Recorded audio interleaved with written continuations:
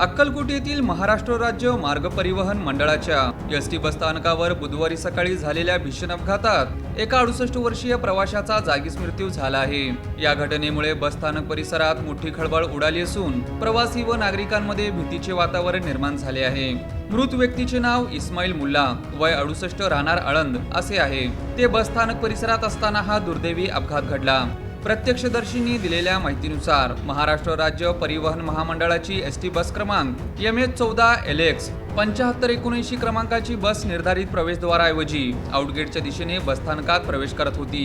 बसने वळण घेत असताना समोरील चाकाखाली इस्माईल मुल्ला आल्याने त्यांचा जागीच मृत्यू झाला। या अपघातानंतर बसस्थानक परिसरात एकच गोंधळ उडाला। स्थानिक नागरिक व प्रवाशांनी चालकाच्या निष्काळजीपणामुळे हा अपघात झाल्याचा आरोप केला आहे। बसस्थानकासारख्या गर्दीच्या ठिकाणी वाहन चालविताना अधिक दक्षता घेणे आवश्यक असताना वाहतूक नियमांचे पालन झाले नसल्याचे प्रत्यक्षदर्शींची म्हणणे आहे। या घटनेची माहिती मिळताच पोलिसांनी घटनास्थळी धाव घेत पंचनामा करून मृतदेह शवविच्छेदनासाठी पाठवला आहे।